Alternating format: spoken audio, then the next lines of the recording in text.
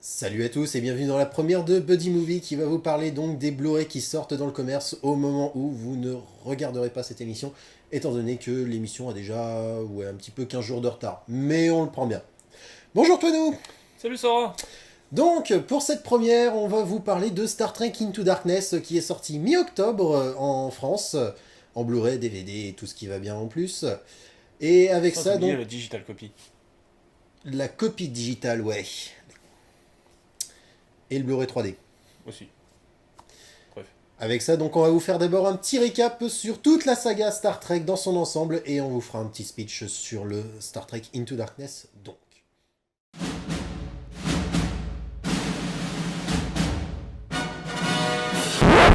What is that?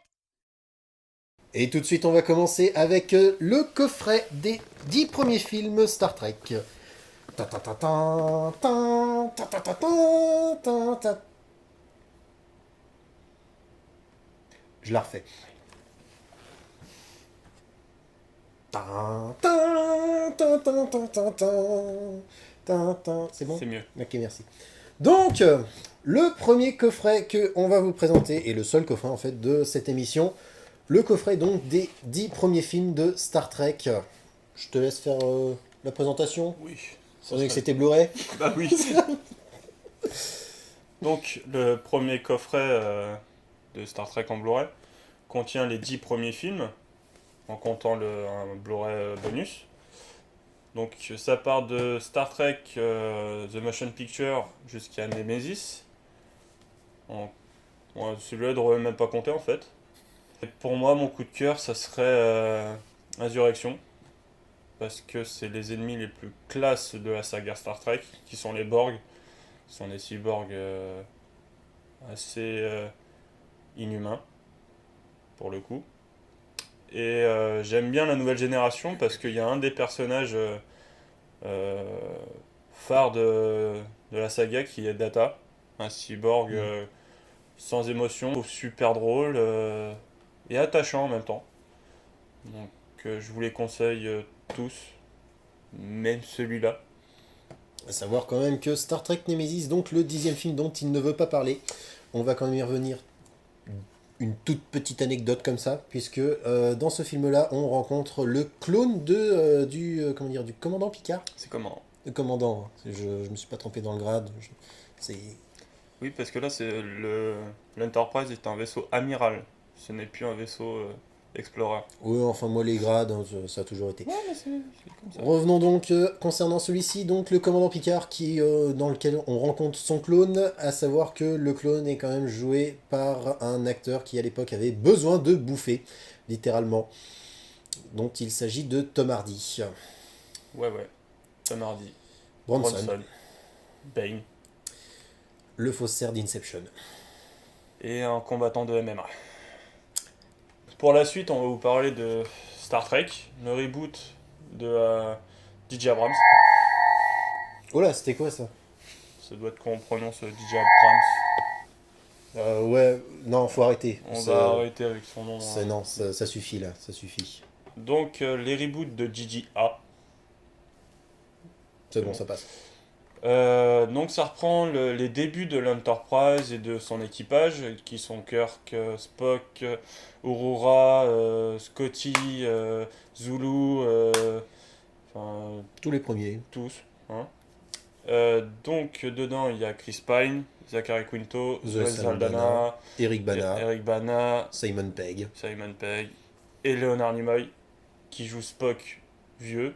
On vous spoil pas parce que ça doit faire longtemps que vous l'avez vu quand même. 2009. Ah, peut-être pas abusé au niveau des années. On vous envoie la bande-annonce. Allez. Et c'est parti. I couldn't believe it when the bartender told me who you are. Why are you talking to me, man? Your father was captain of a starship for 12 minutes. He saved 800 lives, including yours. I dare you to do better. Enlist in Starfleet.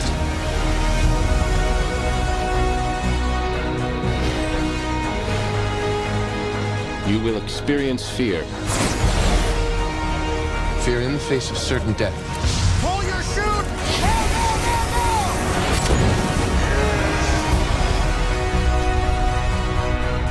We received a distress call. I've been waiting for this day my whole life. This day of reckoning. We've got no captain and no first officer to replace him. Yeah, we do.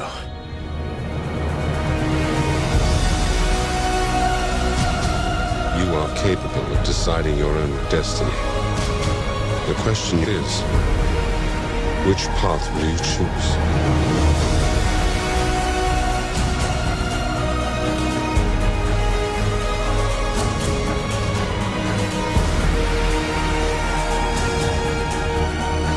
James T. Kirk was a great man, but that was another life. They're locking torpedoes. Emergency evasive! Fire everything!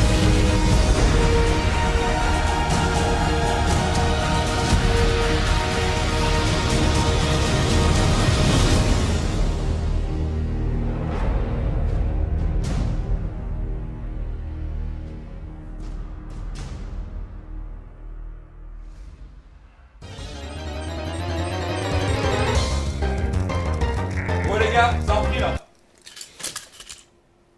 Donc, qu'est-ce qu'on peut dire sur ce premier Star Trek de J.J. Abrams Désolé. Ouais. Qu'est-ce qu'on peut dire sur ce premier film d'un créateur de série assez tiré par les cheveux et qui a fini par arriver au cinéma avec Mission Impossible 3 qu'au final, c'était pas si mal pour une première. Bah non, pour un non-trekkie, franchement, c'est parti très très bien. On retrouve l'univers, on reconnaît bien les personnages, puis il est beau. Ouais, pour l'époque, c'était bien sympa graphiquement, c'était bien sympa. Pour info, on voit un R2D2.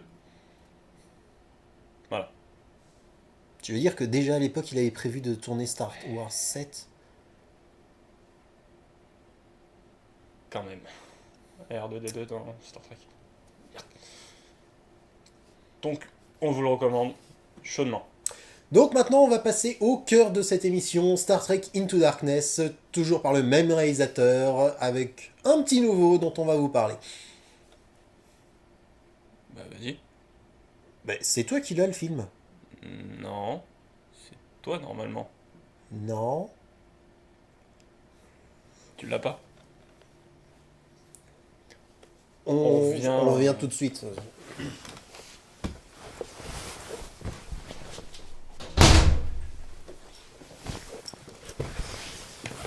Donc, Star Trek Into Darkness, réalisé par toujours le même, DJA. DJA, avec toujours les mêmes acteurs que le premier film, sauf Eric Bana, étant donné qu'il n'a pas passé le premier film. On peut le dire, il meurt. Ouais, non, là ça spoil vraiment, quoi. Ça spoil Bah vraiment. c'est bon, ils l'ont vu.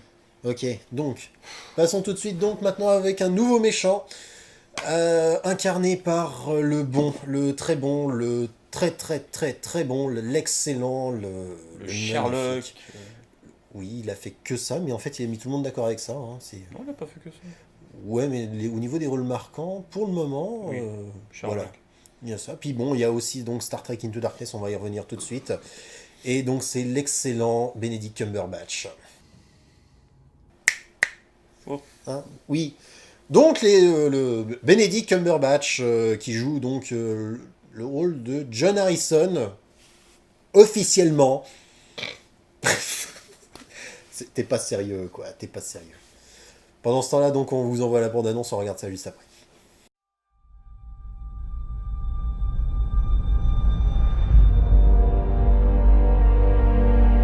You think you can't make mistakes. But the choices you make could get yourself and everyone under your command killed. But I believe in you, Jim.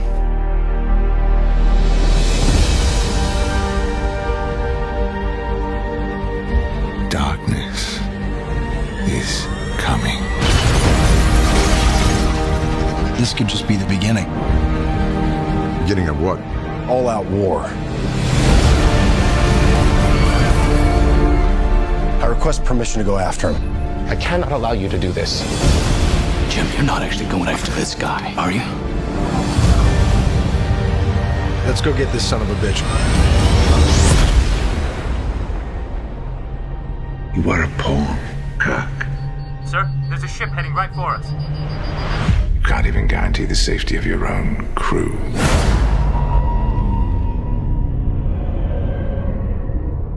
Now, shall we begin?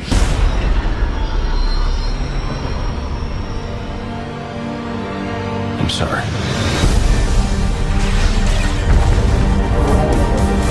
We're outnumbered. Outgunned.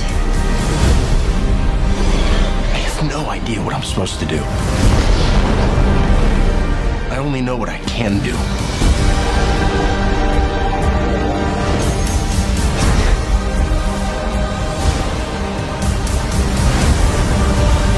The ship's dead, sir. She's gone. No, she's not.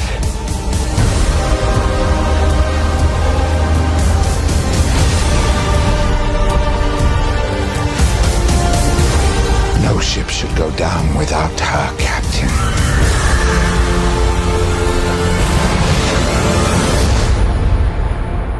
I believe in you, Jim.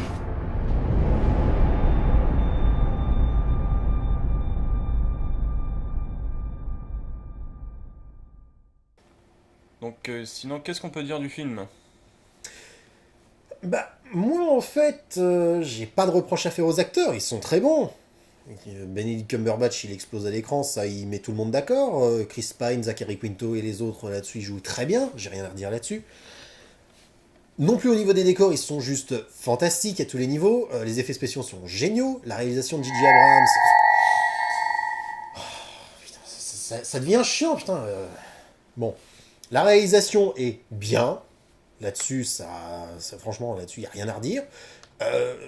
Moi, la seule reproche que j'ai à faire, c'est le scénario. C'est, comment dire, quand vous voyez ce qui se passe dans le film, quand vous avez vu la majorité des gros blockbusters où il y a un méchant qui fait comprendre qu'il est plus intelligent que le héros, vous avez déjà vu Star Trek de Into Darkness. C'est ça le problème. Moi, personnellement, ça a été ça le problème.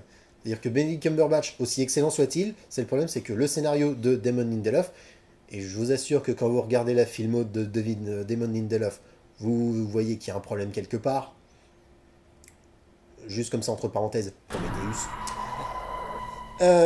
Donc voilà, c'est là un peu le truc qui m'a gêné, c'est que j'avais déjà vu le film, j'ai eu cette impression-là. Donc du coup, ça m'a enlevé un petit peu le plaisir du film, parce qu'au fond, il est bien. Là-dessus, il y a vraiment des choses fantastiques dedans, mais vraiment, le scénario, c'est du déjà vu. Ok. Et te concernant? Bah, moi, me concernant, pour moi, j'ai l'impression de voir Star Trek 2. Il y a juste la fin qui change par rapport à Star Trek 2. Mais sinon, il est vraiment, vraiment très très beau, bien réalisé. Les acteurs jouent très très bien. Et ouais, pour moi, c'est Star Trek 2. Voilà. Bah, c'est aussi un Star Trek 2. Oui, mais de celui-là. Voilà. Voilà. Bon, à savoir quand même qu'on vous conseille, bien entendu, le Blu-ray, que ça soit en version normale, 3D, même DVD, pour ceux qui ne sont pas encore passés à la haute définition. Je vous rappelle que la haute définition, ça fait quand même à peu près 7-8 ans que c'est en place, tout de même. Peut-être penser un petit peu à renouveler vos équipements, histoire de voir bien les détails, correctement. Donc à côté de ça, non, c'est vrai que c'est un Blu-ray qu'on vous conseille. Il y a 2-3 bonus sur les créations des décors, sur les acteurs et tout le reste. C'est assez intéressant à voir, c'est franchement super sympa. Là-dessus, j'ai rien de plus à ajouter. Voilà, donc c'est la fin de l'émission. Donc on vous propose de nous retrouver dans une prochaine émission. On en fait une prochaine, hein? Oui. Ok.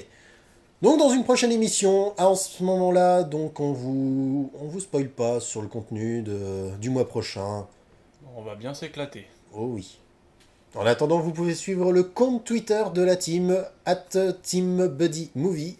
Simplement, c'est comme ça. Buddy Movie était déjà pris. Donc à ce moment-là, on vous retrouve le mois prochain. Et d'ici là, portez-vous bien. Salut.